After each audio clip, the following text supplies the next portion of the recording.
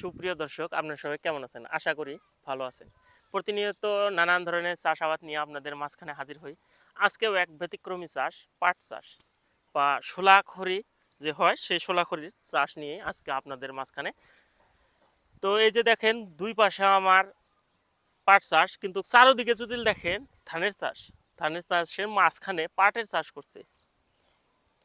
বর্তমান সময়ের উচ্চ মূল্যে বিক্রি হওয়া এই পাট চাষ খুব আগ্রহ, কারণ বর্তমান সময়ে যেটা এর দাম খুব বেশি।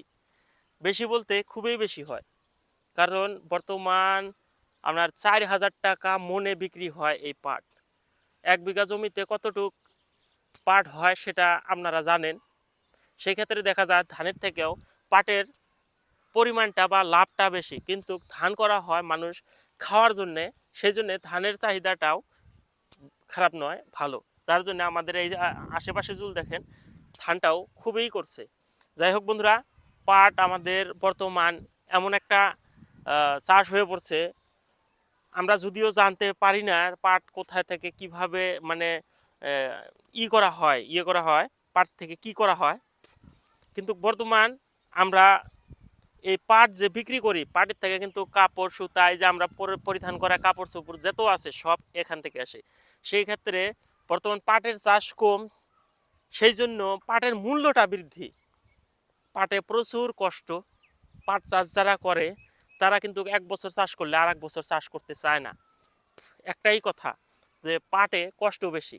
যখন রোপণ করে, রোপণ করার সময় কিন্তু রোপণ না, অ্যাকচুয়ালি সেচে, বীজ সেচ করে, তখন কিন্তু কষ্টটা খুব কম। জমিটা চাষ করেই 2 চাষ দিয়ে বা 3 চাষ দিয়ে আপনার বীজ রোপণ সেচ দেওয়া হয়।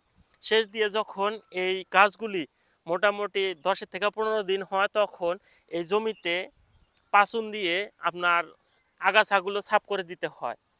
সেক্ষেত্রে দেখা যায় আপনার প্রচুর পরিমাণে ধন একটা এখানে বিনিয়োগ হয় বা খরচ হয়। তারপরে এই পাট যখন একদম হয়ে যায়, এর পুরোট হয়ে যায়, বয়স হয়ে যায়, সে সময় আপনার এই পাটে কাটা খরচ, কামলা খরচ, জাগ দেওয়া, তারপরে এই পাটকে আপনার যখন বের করা হয়, পাট শোলার থেকে পাটটা বের করে, তখনও কিন্তু কামলা খরচ প্রচুর টাকা লাগে। এতগুলো এতগুলি কষ্ট দেখে কৃষক বর্তমান এই পাট চাষ করে না। কিন্তু কিছু কিছু কৃষক আছেন যারা পাট চাষটা খুব চাহিদা দেয়, কারণ একটাই, টাকা এখানে প্রচুর পরিমাণে আসে। 1 বিঘা জমিতে বহুত টাকা আসে। ধানে যদি আপনার 1 বিঘা জমিতে আপনার 20 থেকে 25 হাজার টাকা আসে, সেক্ষেত্রে দেখা যায় পাটের চাষে 35 থেকে 45 হাজার টাকা অবধি এখান থেকে মুনাফা হয়। সেই জন্য পাটের চাষের চাহিদাটা বেশি। এখন পাট চাষ নিয়েই যদি কথা বলছি, এখানে গুণ আর বেগুনটা বলতে হবে। গুণ বলতে, এই পাট চাষ এই বছর করলে, এই যে জমিটা দেখছেন আশেপাশের জমিতে পাট চাষ করা হয়েছে, এই জমিতে কিন্তু এর পরের বছর যে আবাদ করবে সেই আবাদটার উর্বরতা খুব হবে, কারণ পাটের যেটা গুঁড়ি আছে, গুঁড়িটা মাটির নিচেই থাকে যাবে। সেই ক্ষেত্রে দেখা যাবে এই জমিটার যেটা অক্সিজেন লেভেল বেড়ে গেছে। এখানে এর পরের বছর যেই চাষই করা হবে, সেই চাষেই এখানে ফল বৃদ্ধি পাবে, গাছের গ্রোথ বেশি হবে, নানান ধরনের এখানে ভালো চাষ করা যাবে। আর এখানে যদি পাটের আমি বেগুন বলি, বেগুন বলতে কি আপনার কোন ধরনের রোগ দেখা দেয়, এই রোগের কথা বলতে পারি।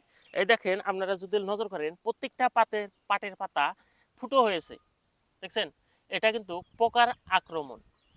পোকায় আক্রমণ করার জন্যে এই পাটের পাতাগুলা নষ্ট হয়েছে। এর উপরিও এই জমিগুলোতে আরেকটা আহ, পোকায় আক্রমণ করে, সেটা যদি বলি, সেটা হলো আপনার, আমাদের ভাষাতে আমরা উসুঙ্গা বলি। মাটির নিচে গর্ত করে, সেই গর্তে সেই উসুঙ্গা থাকে। রাত হলে সে বেরিয়ে এসে পাটের গাছের গুঁড়ি কেটে সে কিন্তু সেই পাটগুলা খায়।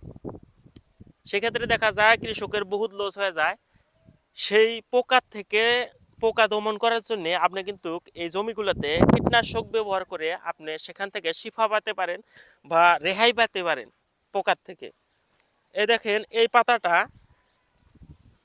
পাতাটা যদি দেখায়, দেখেন পোকায় খেয়ে একদম শেষ করে দিছে, দেখছেন? এই যে পোকায় খেয়ে একদম শেষ করে দিছে। এখানে সম্ভবত এই যে পোকাটা একদম এখানেই রয়েছে, দেখছেন? একদম জুম করলে বোঝা যাবে একটা পোকা, ছোট্ট পোকা। এই পোকাটাই কিন্তু এই পাতাগুলো খায়। যাই হোক, আপনারা যদি এই যে ভিডিওগুলা করি, আপনারা যদি এখানে কোনো ভুলভ্রান্তি থাকে আপনারা কমেন্ট বক্সে জানিয়ে দেবেন। আর বেশি কথা না বাড়িয়ে এখান থেকেই বিদায় টানছি। দেখা হবে কোনো পরবর্তী ভিডিওতে। আসসালামু আলাইকুম।